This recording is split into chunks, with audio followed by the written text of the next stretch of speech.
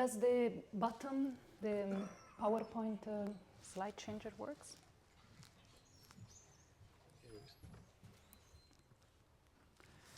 Okay, can you hear me even if I don't bend completely like this? Yes, you can.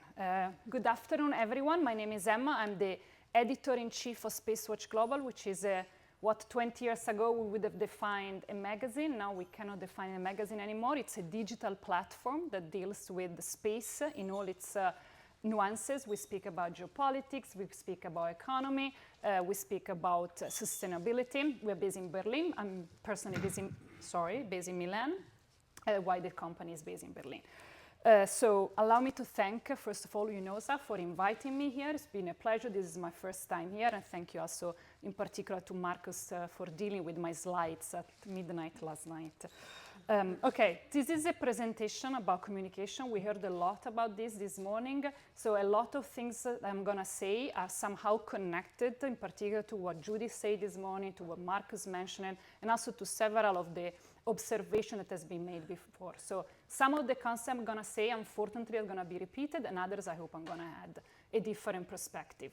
In particular, my perspective is slightly hybrid because I come from the space sector, so I'm a former academic. I worked at NASA, JPL for several years before moving out of academia after 12 years and moving into the media business. So now I don't define myself as a journalist because I don't have a journalist background, but I work as an editor, as a journalist. So I moved from a vertical approach to space to a sort of horizontal view. So what happens now, what I'm going to present here is overview of several examples that we see in our newsroom every day. So it's a kind of interactive approach because there are real life examples of how we perceive all the media release that occurs in our Slack channel every day, from the private sector, from public organization, from NGOs, from agency, etc.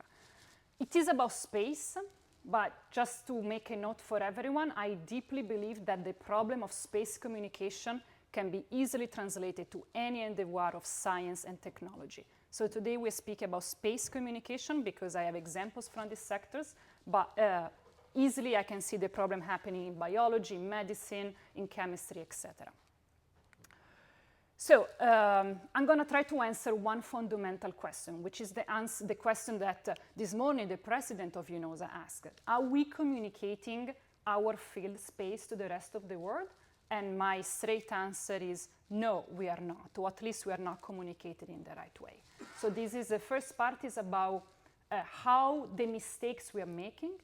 And the second part is why we are making them and how we can try to solve them.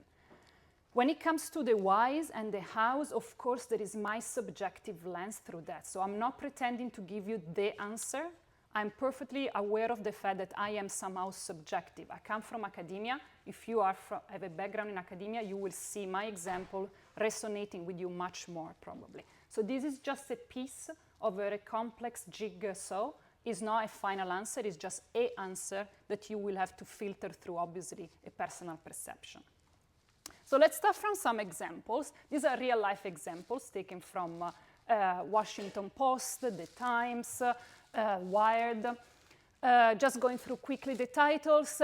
It's the dawn of a new space age, at least for billionaires.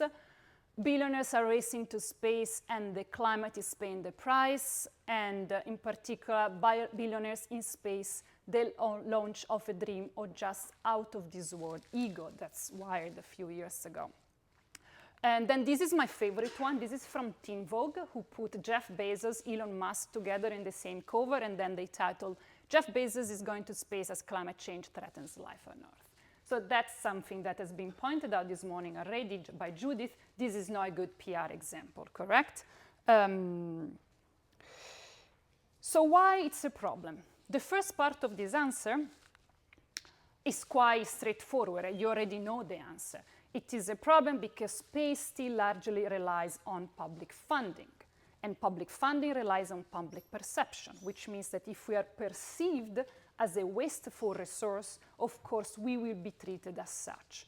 So this is quite immediate, okay? Everyone understands it. Judith already said this morning. It's a PR problem because if we want to have access to funding from the public sector, we probably have to have the public on our side.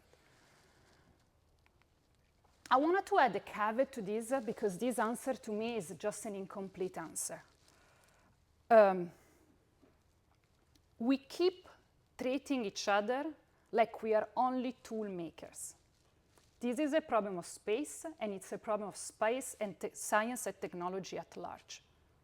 We still have an approach towards the society that is, we build the tools, and how you're going to use them, it's not of our business. We somehow still put outside of the society and its problems. I have some problem with this, especially after COVID. We are not only tool makers. You saw it from the presentation just half an hour ago. We use our tools to predict the weather, to explore the universe, to understand the Earth, to interact and provide solutions for social and economical challenges that we see every day. We should stop to consider ourselves only as tool makers, and we should occupy our place as culture creators. We are part of the society. It is our responsibility as scientists to actually transfer our knowledge to the rest of the world. So it's not only about us using communication as a marketing campaign to obtain more money, it's because we own our knowledge to the society. It is part of our role. We are part of a cultural endeavor. We should stop putting ourselves out of it. So this is the two problems of why it's a problem. And this is an answer to this morning question by Valentin. Why should we bother about communication? Yes, it's about the money, but it's also about our role in the society. So why we're not good at this? Let's analyze two cases, okay? I need to split these into sectors because how institutional and agencies approach communication is different from how private companies approach communication, mainly because they have two different goals. So I'm going to start from institutional bodies, agencies, NGOs, government entities, okay? So in principle agencies, they should aim for outreach, okay? For them it's important to communicate how good they are doing and let know the taxpayers that the money they've paid somehow have an impact on everyday life. So it's fully interest of NGOs, government bodies, agencies to actually have in place a profound, effective outreach structure. This is the standard formula that overall, I'm simplifying a bit, of course, but this is what we see from our newsroom. So this is the standard formula that institutional and agencies use to communicate their science, okay? They always start from the tech. So the focus is always the satellite or the sensor or the software. Then they are somehow really worried about paying credits to all the stakeholders. 50%, 60%, sometimes even 90% of the institutional communication that arrives on the newsroom of Spacewatch Global is about agencies thanking other agencies about the money that have been somehow used. That's a very dry way to communicate your message, okay? Then it's about acronyms. Somehow we're still not understanding that nobody cares about our acronyms. Nobody knows about our acronyms. It's a technical way to communicate. If you want to convince the rest of humanity that we're doing something interesting, acronyms should not even ever be mentioned. And then just at the end, usually the last 10%, it's a bit of application, like a sort of sprinkle on the cake. I put some example here. So this is just, I have thousands of examples, okay? This is just hand-picking the one that for me are more effective. On your top left, it's the climate change page of a very important, very famous space agency, okay? The climate change page usually of any agency is the one that is more outgoing. It's the one that agency use as a Trojan horse to actually communicate to the rest of the world how important is the job. Why? Of course, because climate change is interesting, because everyone is interested in that. So this is the first page. This is the top title that says, Role of AO in Understanding Climate, Satellites have a unique vantage point of capturing change across the Earth system. Now, if you want to use climate change to attract the interest of people, you have to make it about climate change. You cannot make it about satellites because the rest of the world doesn't know anything about satellites because they never see one, okay? Underneath, there is my favorite one. Successful entry into service of Eutelsat Hotbird 13F and Hotbird 13G satellites. And that's the title, okay? Who do you think is going to read this article? Probably only the person that wrote it, or the people that built it. But this is not outreach. If you're writing something for yourself, it's not outreach. It's just internal communication, okay? And then there is Asgard. Asgard has the acronym in the title. The ultimate response to maritime spoofing attacks.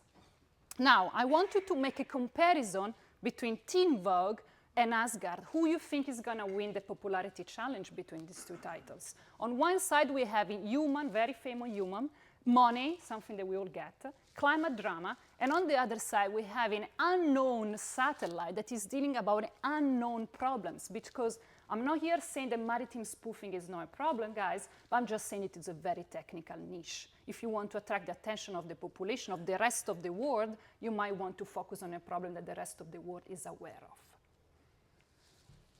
Now, very important detail.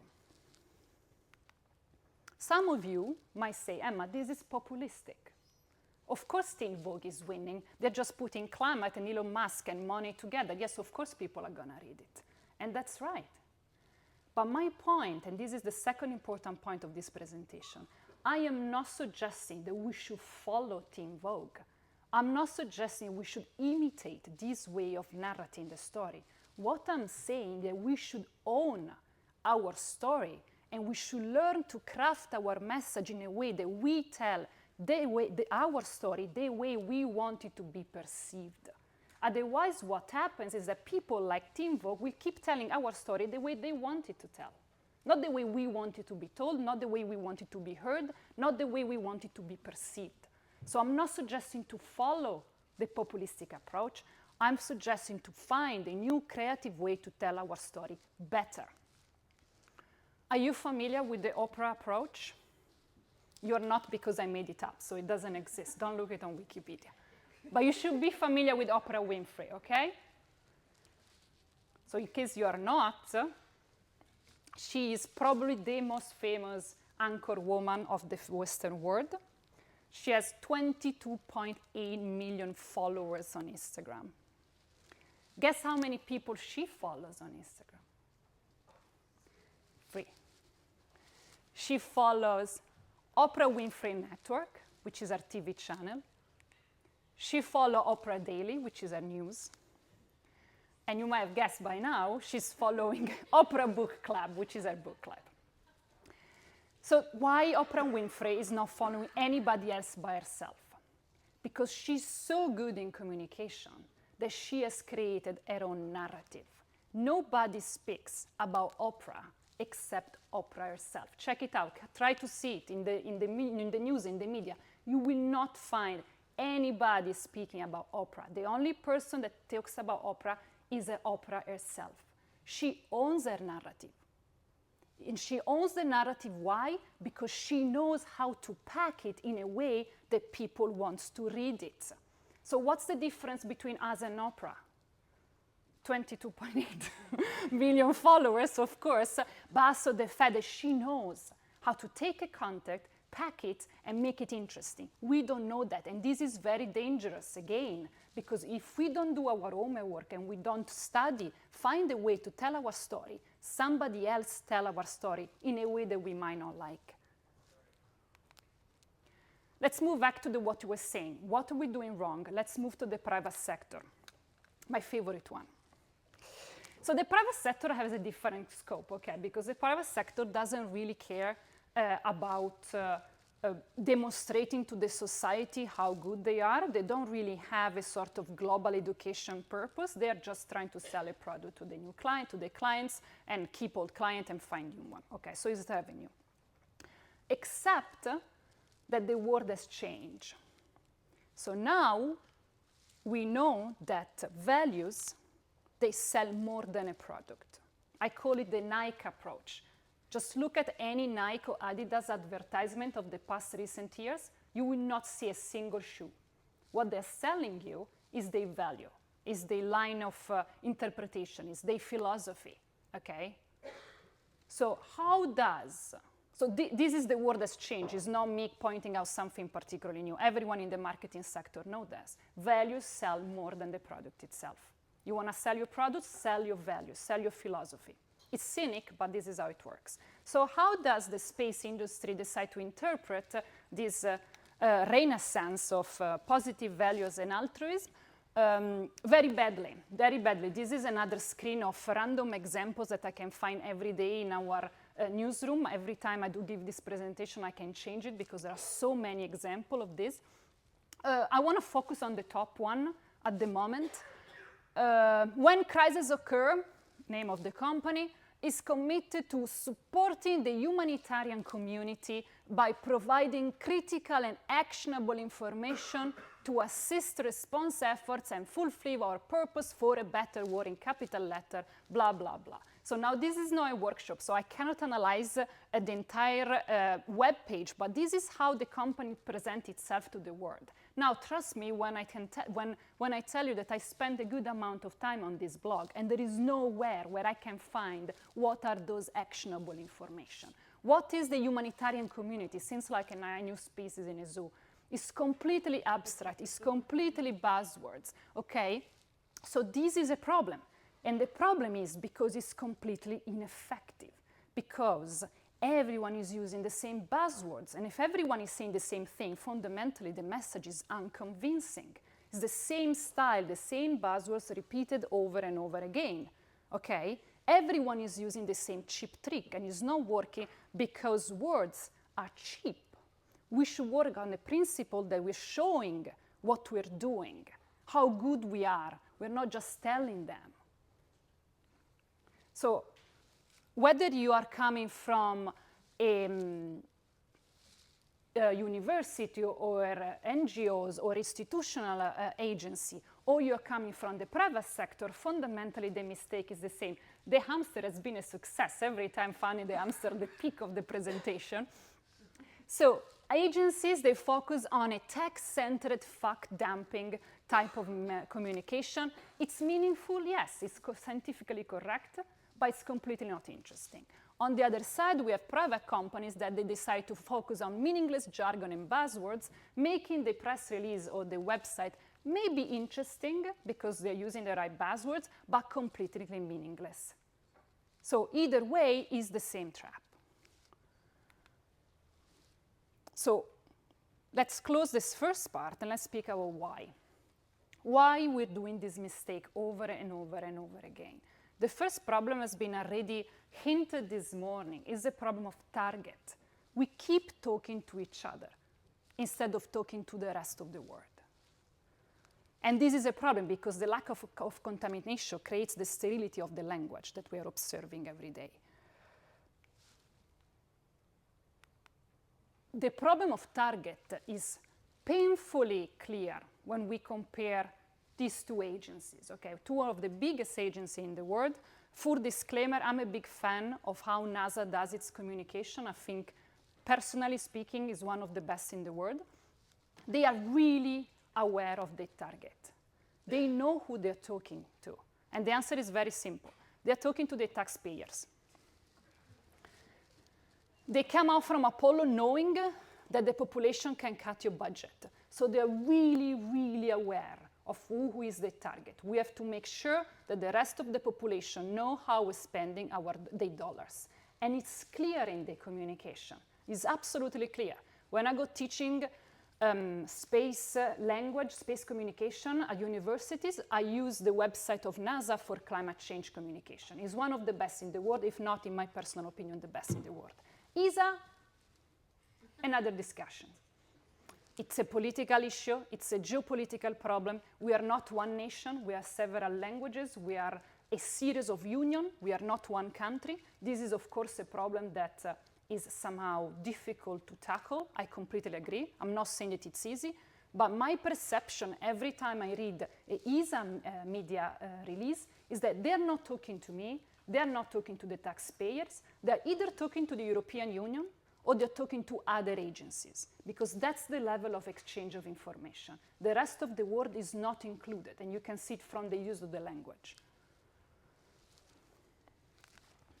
Second problem, I call it the Peacock effect. Again, it doesn't exist, the Peacock effect.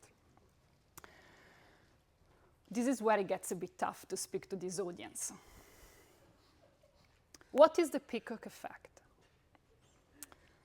It's a cultural problem defined by the field we're in, and it's a gender problem related to the predominancy of men-dominated values in the industry. So I say men-dominated values, I didn't say men, because men values can also be adopted by women. So nobody feels excluded by this conversation. Let's be inclusive. Okay, why is it a cultural problem? It's a cultural problem because science and tech are more interested in self-reflection rather than external confrontation. We are the peer-to-peer review industry per excellence, okay? Nobody can judge our scientific and technological achievements, only other scientists or other engineers. This automatically creates a peer-to-peer relationship to such an extent that we are fundamentally disinterested to communicate what we do and who we are and our value to the rest of the world, because we didn't need it, especially in the past, okay? But this creates a very close club. And what happens in a close club is that you naturally tend to want to impress more the member of your own club rather than everybody else. And of course, the communication reflects it. Because if you're creating and crafting a communication dedicated only to your peers, then everybody will notice it. Except you, obviously, because you're the one creating the communication. The second problem, it's the gender issue. Gender issue related to the predominance of masculine-based language. Where is the problem? The problem is that masculine communication, masculine, not men, masculine communication is predominantly focused on demonstrated personal worth and extrude power instead of providing insights, creating engagement, or creating a sort of community of like-minded people. So what's the problem of keep focusing on a communication that is more focused on personal power and demonstrating personal worth rather than a communication that is more inclusive? The problem is that we are living in a structure, in a working system, in a professional environment, when we are all communicating with each other about each other. So we're having peacocks talking with other peacocks about peacocks. So you can imagine how the rest of the world is completely disinterested with this. This is reminding me a conversation I had when I was 17 with a boyfriend of mine who asked me, why you're not interested? And it's like, well, you just talk about yourself. How about we try to talk about us? How about you try to talk about something that I might be interested in? In this way, we can create a bridge and we can create a common ground in which we are both interested. But if you keep talking about yourself, I'm sorry, I'm not so interested in you. Why should I be so interested in you? And this is something we keep not asking each other. Why we think it's okay to go on a stage and have 25 minutes corporate pitching, we just keep telling everyone how good we are. Why people should listen. Now, if you go back to the slide about the corporate language, let's see if I can attempt to go back. I'm not sure this one could work. Yes, it does. Oh, here we go. See this? This is Peacock in its all glory. It's all about disruptive, it's about world leaders. Everyone is a world leader, in your words. Everyone is a leading company. Of course, this is where you see it. Can you see how sterile is this communication? Now, how can we try to exchange this? How can we improve? What can we do? The first one is quite immediate. We have to create human-centered storytelling. Otherwise, people cannot relate with us. Otherwise, we cannot understand we cannot communicate the value of what we're doing, okay? This is all it. This is the art of scientific storytelling. Moving from something that is abstract to something that is concrete, that our mind can approach, can understand. I was a few months ago moderating a session, and there was this person that wanted to speak about a mission, and he kept speaking about an acronym of the mission. I was like, buddy, I'm not understanding. I don't belong to your agency. What is this mission about? And he was like, oh, it's about tracking whales. Why don't we talk about whales instead of an acronym? Because when you speak about whale, then my mind can visualize it. I can relate to your project. I can understand this mission. Why are we still sticking to the technical language? The technical language is arid. It doesn't create a bridge. We need to link whatever we're doing to a solid image that everyone can relate to. This is why Team Vogue is so good. People cannot understand the concept of climate change, the concept of billionaire. The second point is probably the third important point of this presentation. Focus on insights and knowledge instead of information. I cannot believe it, I'm still seeing a communication approach that is straight from the 80s, like if internet doesn't exist. Information is cheap. You can find it with a click. If we think that we can keep constructing communication doing fact dumping of random information, of course we're going to lose it. What is precious is what does not take a click to be found. What is precious is what takes decades to be distilled, which is insights, it's knowledge. But of course, it's our job to take the information and create the insights, create the knowledge, merging the dots of this random information, showing the people what we can do with that information, how we can distill and interpret that information to make it in something that is precious and is valuable. And in a world where information is consumed so fast, the most important thing is what cannot be created fast. And we have it. We have it. I saw it in the presentation just before. I saw it. The fantastic slides about the top 20 of the most of the countries hit by earthquakes. That's knowledge. Now think about that. Instead of seeing the fantastic colorful slides with earthquakes and circles, it was a presentation about the algorithm and the software that allow to create that. One is information and one is knowledge. We should shift towards knowledge because we have it. This is the absurdity of this. This is not a sector missing of knowledge. We have it. And people are still hungry for it. Bringing young people, I'm noticing more and more there is a generational division. When I speak to young people, to startups, especially in North America, about this approach, they're quite understanding. I don't need to explain myself. When I come back to Europe and I meet with the big headshots of important companies that maybe have 20, 30, 50 years, it's impossible. It seems they're completely focused on an old way to make communication. So bring in some new people. They will tell you what I'm telling you now. And last but not least, let's allow contamination with other experts. I don't understand why we keep focusing on each other, why we keep focusing and think that we are the only one having the answer for everything. I know tomorrow there is going to be a presentation by the impressive company, which is actually the artist point of view, and I'm really interested to understand how they see us. I don't understand why we don't open the door to them, because they copy from us. How many movies have you seen about science, about space? How many space-induced or space-explored themes you see? So they are borrowing from us. I don't understand why we're not opening the door and borrowing from them, allowing the communication with art, music, literature. I'm done with the talking. Let's play a game.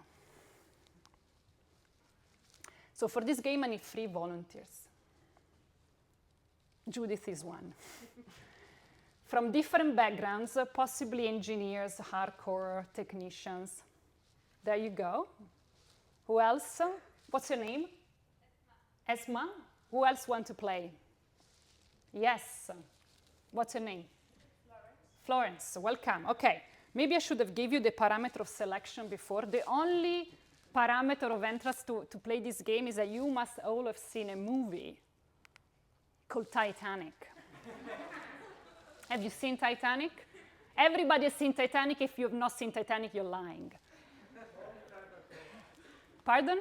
Very long time ago. Okay, but you still remember. What are the names of the main characters of Titanic? I just know the actors' names. I forgot them. Okay, somebody remembers the name of the characters? Jack and Rose, exactly. Okay, let's play this game, guys. I want to demonstrate to you that you don't care about technology when it's not in your line of work. Even you.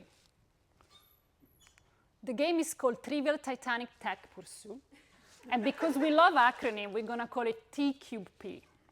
Okay, Judith, microphone on, ladies. Okay. Judith, how long was the Titanic? Next question. You don't know that, huh? No, Judith doesn't know. It's 296 meters long and 30 meters wide. Who is next? How many engines did the Titanic have? Florence. I'm not sure. Does anybody in the audience know how many engines the Titanic had?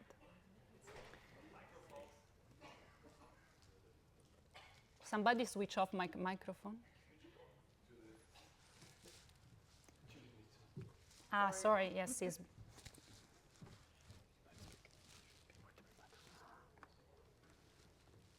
It's one in and one out, basically. Okay, so does anybody knows how many engines the Titanic had? 3.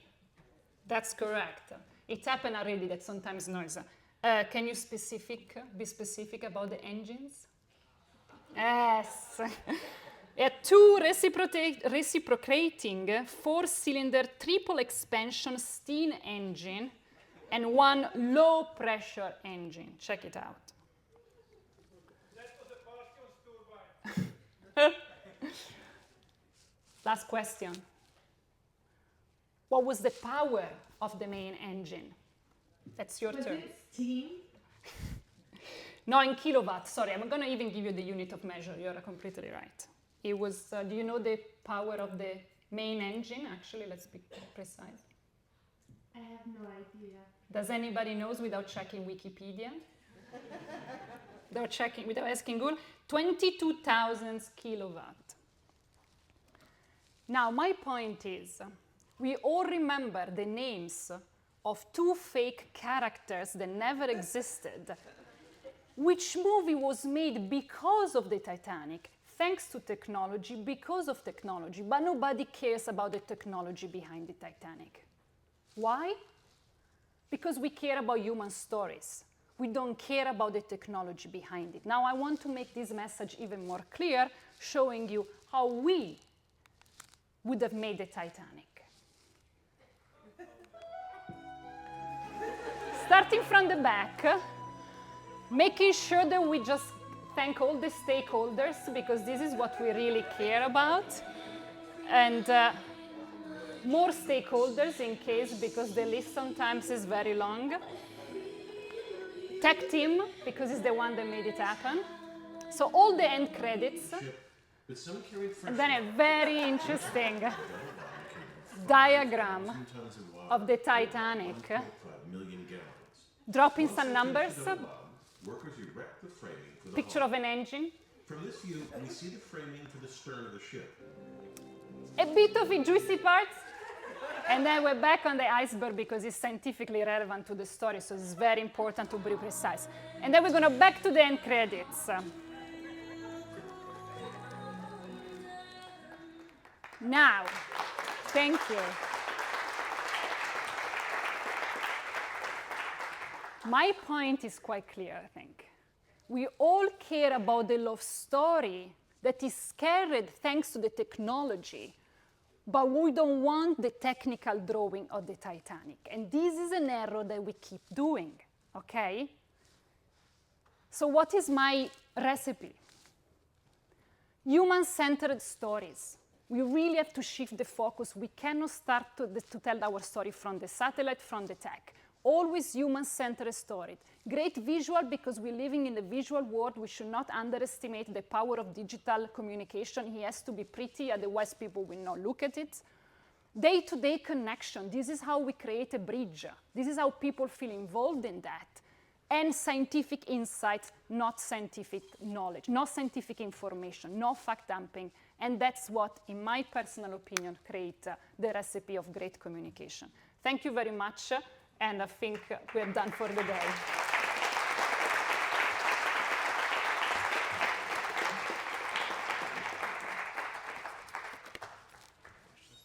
Yes, so if you're not too tired, I'm happy to open the debate about communication and take questions. Yes, apparently you're not too tired. The gentleman with the blue jacket. You mentioned before the so-called Peacock effect. Yes. And you also mentioned the gender bias. And I have a specific question because I noticed from my YouTube channel that has many space-related topics, and also from other people who have YouTube channels with space-related topics, that we have a male audience between 95 and 100% and so few women. So what do you think could we do in communication to get a higher share of female viewers? Well, to give... I have to put... So I think to give you an answer, I should know the topic of your channel, because somehow it is the same problem. If it's a tech-based, tech-focused channel in which you explore technical details, chances are you will have a gender bias in your audience. If you start to opening up to the effect that technology can have to the rest of the world, then you might start to see people that are interested in the applications rather than only with the tools. And it comes also with the turf, because if you build the tool, you are naturally more interested in that because you have an insight. But if you didn't build the tool, then you don't have the technical knowledge to appreciate what you're doing. So you're more interested in the applications. So but that would mean that women are different. They are not so interested in technique and more in emotional stuff. Is that what you want? I don't think it's about women or men being more emotional or not. I think it's more depends on A, your background, and B, how you perceive your values and how perceive what is interesting or not. So it's not about, again, women being more interested in emotion. It's about a system that neglects emotion, so naturally prefer technologically driven details. And I will argue that the fact that the rest of the world is not really interested in what we're doing, it means it's not a women bias. It's a technology versus the rest of the world bias. The point of the Titanic movie is exactly that. Even you are not interested in technology when it's not in your line of work. So it's not about men or women, it's about how we can hit the interest of the rest of the population. If you are having a very technically specific channel and the majority of people in a technical field are still men, then you will probably gonna have more men. It's tautologic. If you're gonna have a channel that speak about application, chances are not only you're gonna have more women, we're gonna just have the rest of the world listening to you, men and women. I think, sorry, I'm just trying to go in order, please. Ines Leutler, I'm a writer and storytelling consultant. I'm here with impressive company, so we'll see each other tomorrow again. I really liked what he said.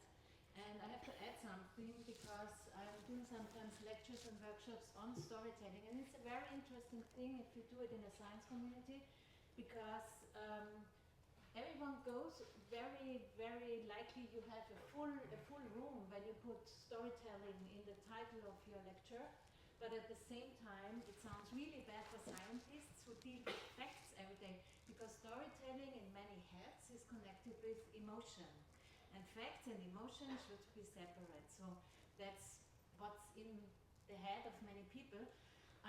But what are your facts worth if you cannot communicate it to a specific audience who cannot understand you because they don't speak your fact-driven language?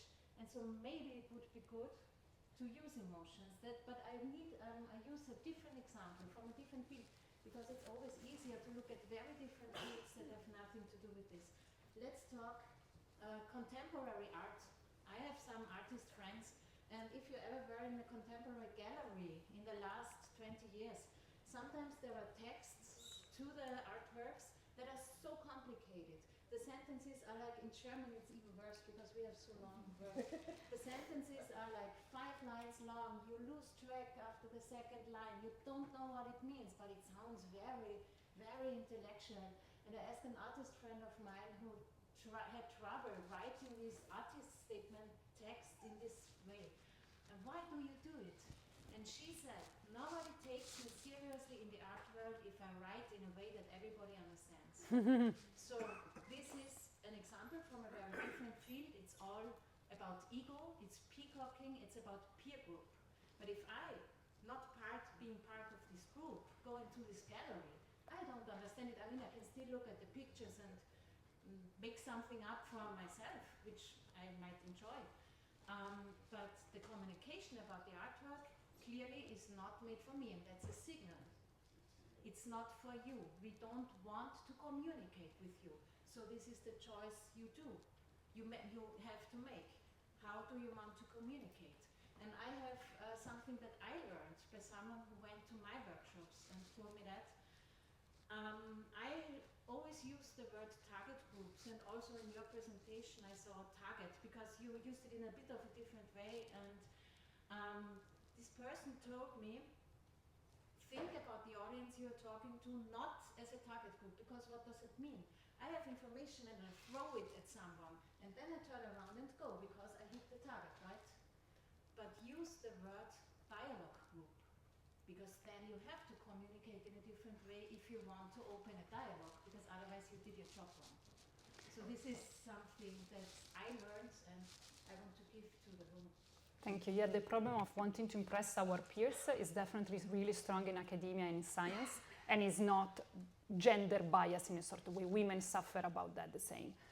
Please.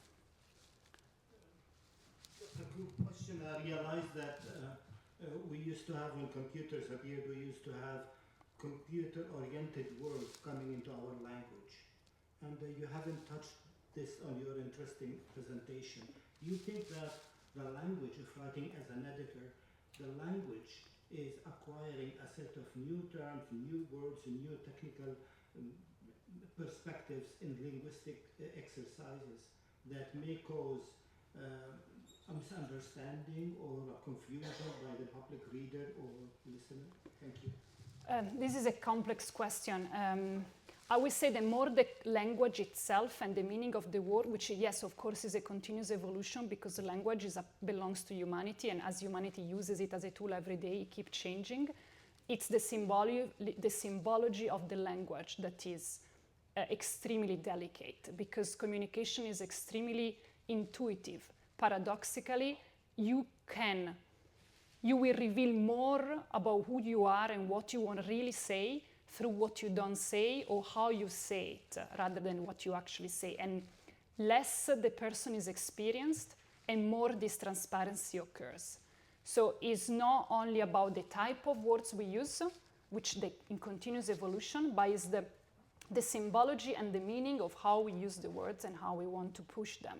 One of the things that worries me the most is cultural homologation. The fact that we are all using the same words, we are all using the word disruptive, has completely lost its meaning, because not everyone can be disruptive, not every technology is disruptive, and this abuse of terms used without thinking, it's part of a sort of aridity of our cultural engagement with the rest of the society, which worries me a bit.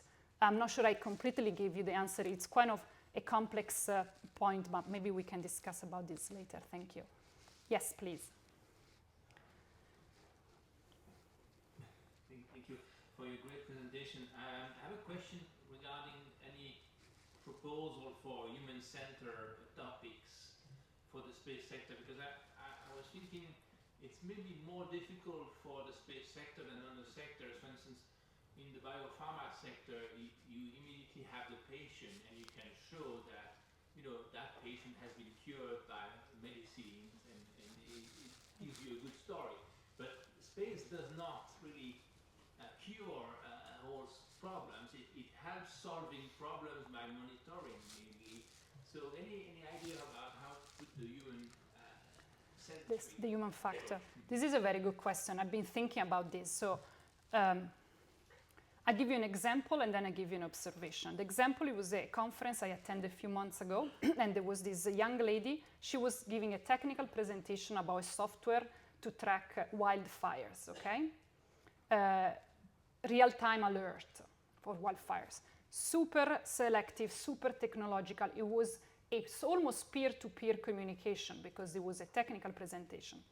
And she started a presentation with this image of a firefighter covered in dust with the sentence from the firefighter, so a real quote saying, we really need this data because for us, knowing where the fires goes is a matter of life and death. Now, if she would have started a very technical presentation from the algorithm or from the satellite, I would not be here remembering that. But she decided to start with the firefighter. And you and I are both understanding what a firefighter is. So this means human-centered. Start from humanity, start from something that we can perceive. And of course, what we can perceive, understand, can be a problem, can be an interest, can be a very interesting story.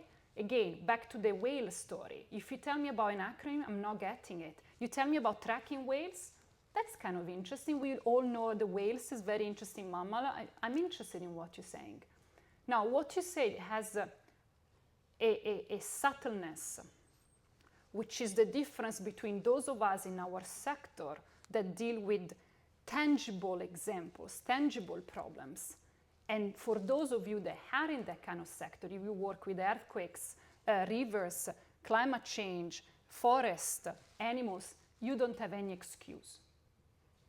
For those of you who work with very separated, intangible, abstract concept, my perfect example is a USPA. Do you know USPA? Yes, you should. Okay. They are the ones that deserve to struggle because it's actually difficult for them. It's a completely abstract concept. They don't have any tangible things. It's about security in space. There are multiple layers of separation from what they do and the society. So that's a harder task.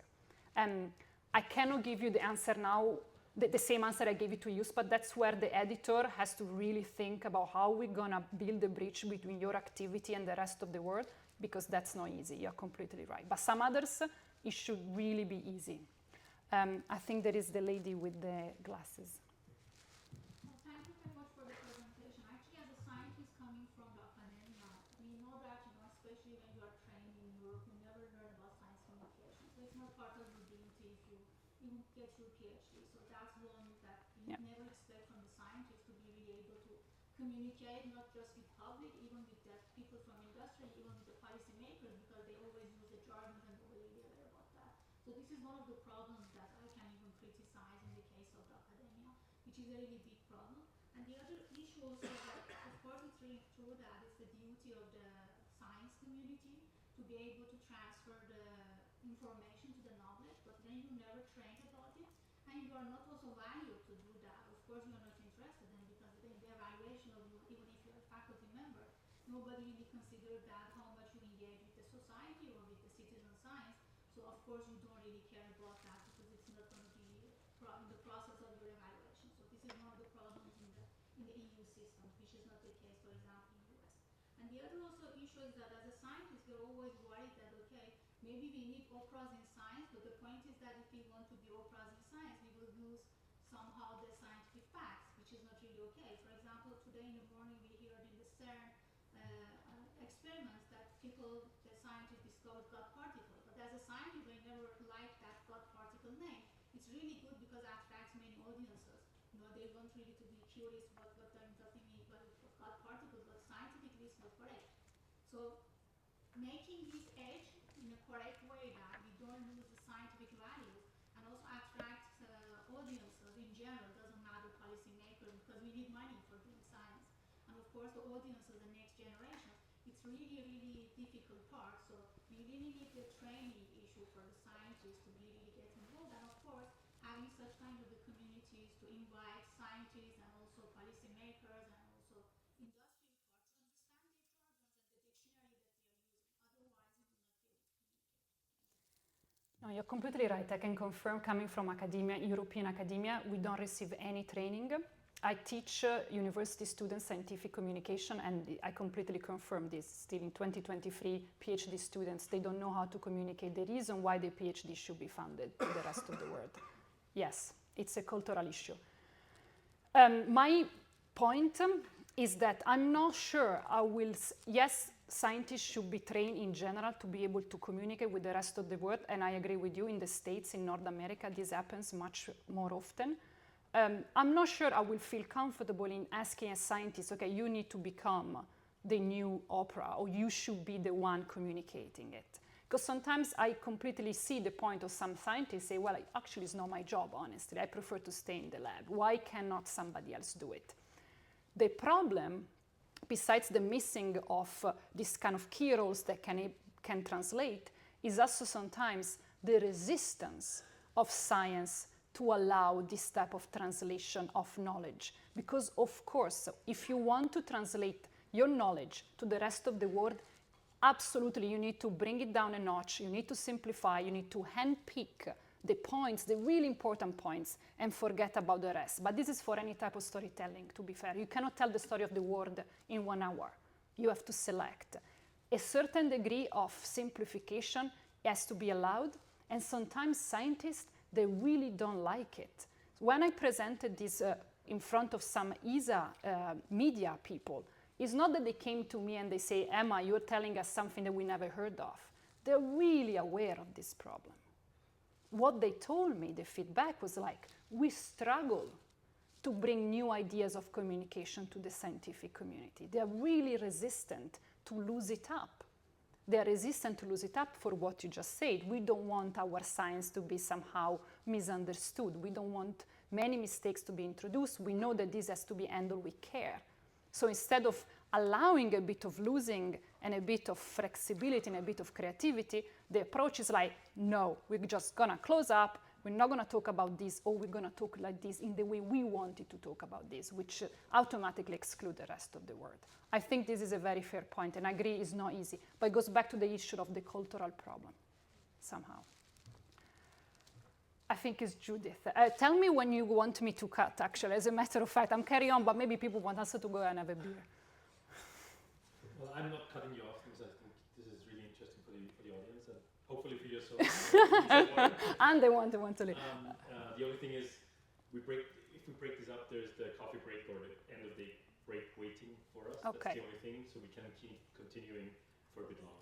Okay, I'm gonna take then, shall I say I'm gonna take the hands that I saw already up. There were 3 questions. Judith, the lady with the purple jacket, and Mr. with the tie. Perfect. There are many ties, actually. Sorry, this is not the right definition. Judith. So first of all, Emma, thank you so much for the presentation. Such a joy. The question that you've raised and that others raise always is like, so but how can we communicate? How can we reach them? How can we do better? Start by respecting communication and creative work. And this actually also goes for all the entities, including ESA, that consistently make free competitions that you can have your design featured in the ESA shop. You get the recognition that your design is good enough to be featured in the shop. So someone else is making money of your skill. To give a concrete example, we often hear people going like, I don't know how to communicate, I don't know how to do this, but no one wants to help. In the same token, we as a creative agency who offer animation often get, and this is really a concrete example that happened, we had someone approaching us wanting an animation in 2 minutes. They thought about styles they liked, they wanted it really impressive, they wanted it really big, and they wanted it to be reminiscent of maybe Red Bull or Apple. And the timeline they had was 2 weeks, and the budget they had was 500 euros. And we're like, yeah, we're not being able to do this. He's like, well, what would the budget be? And I was like, well, specifically what you're describing, probably around 40,000. And maybe 3 months. And then the reply we got, and there's a reply that we get so often, it's like, okay. But what if we put your logo at the end, and you can do it for exposure? And there is no one that is being asked to work for free so much than writers, artists, creatives, storytellers in general, because we are supposed influencers in this as well, because they are a valid job. They're being asked to do this for exposure, because we should be grateful that we get to do this.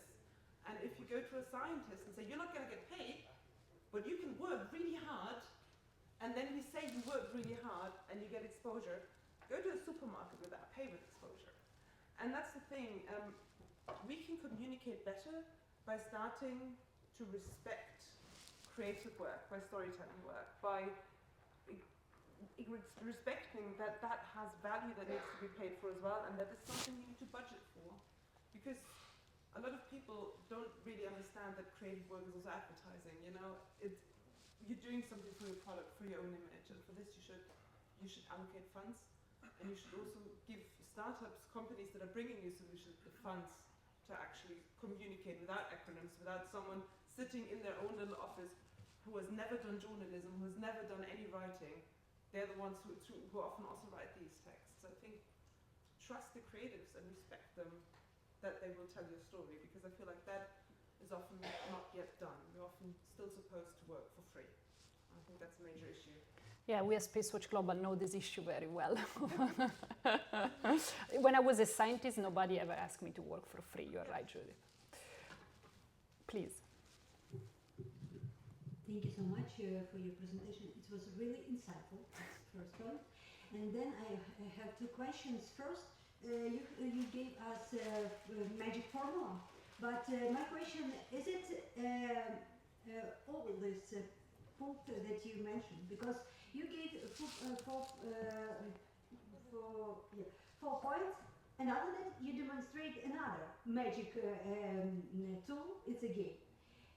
I think all people in this audience understand not by our mental reality, but our feeling that all we are incompetent in this issue. And it's really something very powerful. Maybe you mean the visualization, but maybe it's also the cultural comprehension, because for me visualization is something that I can to see but not to speak. So it's first question, if you may add also some such feeling or experimentation in this formula. And second question is connected about the game, because there is humanity know a lot of the game, even really a game like Pokemon and so on.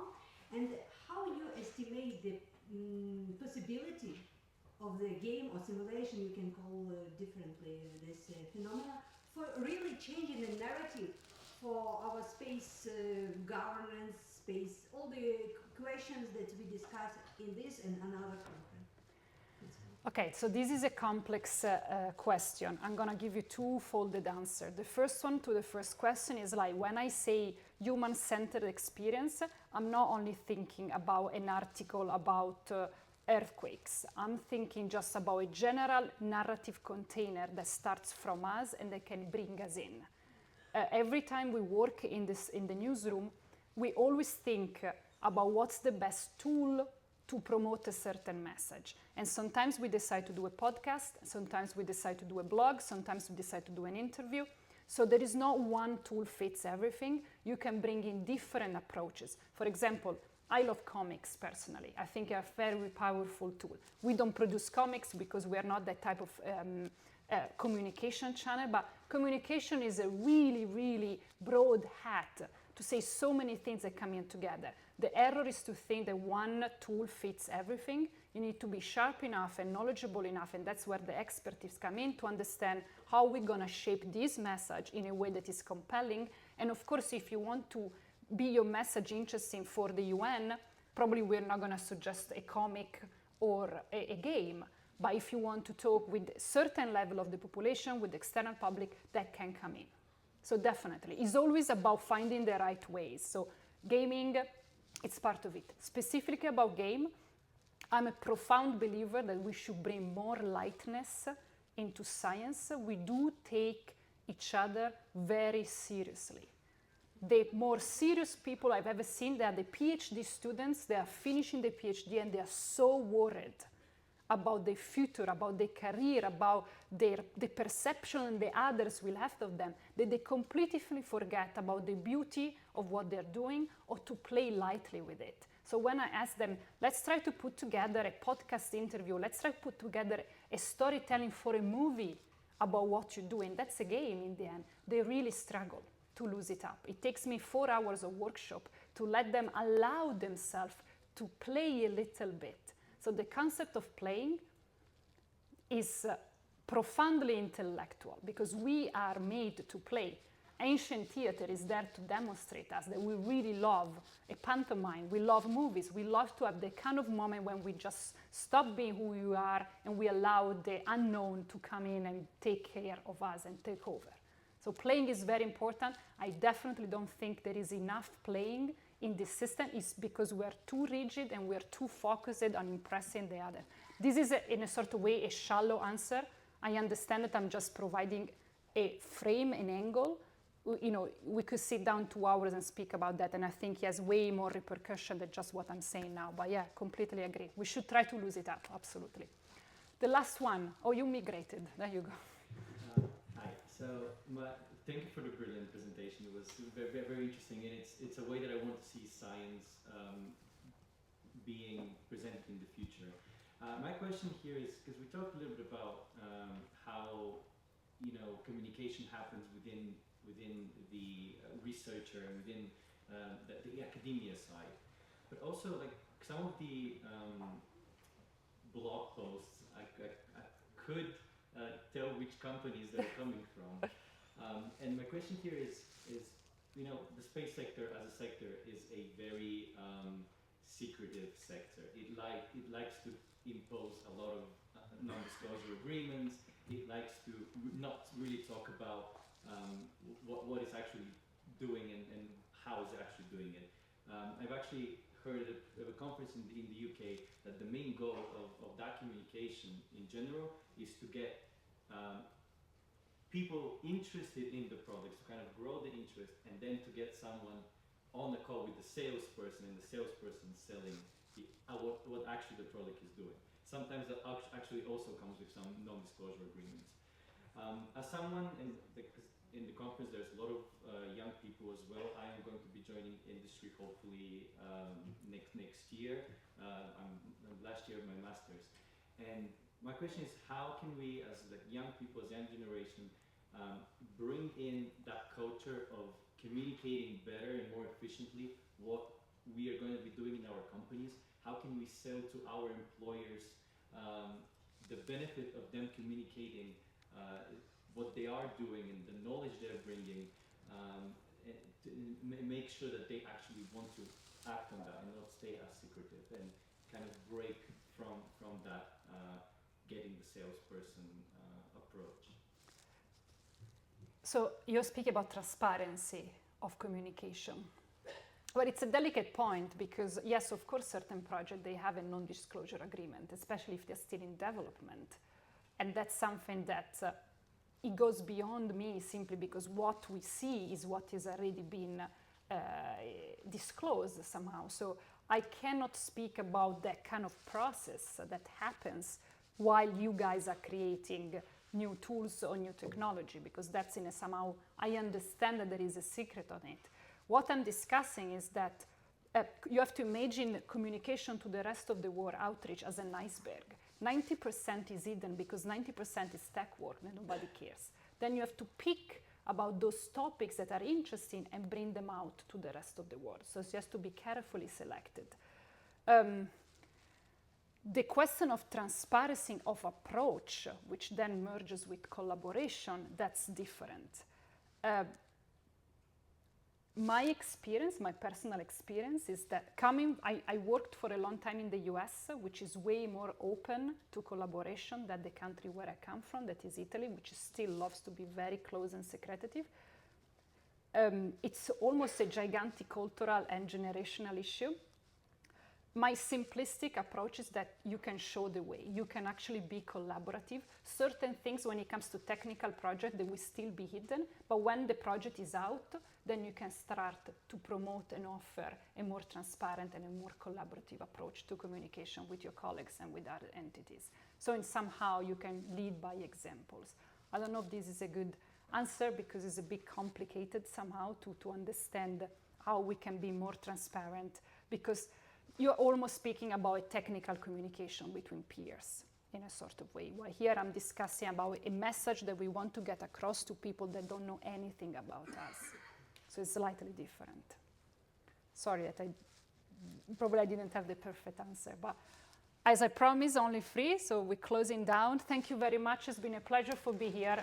Enjoy your coffee.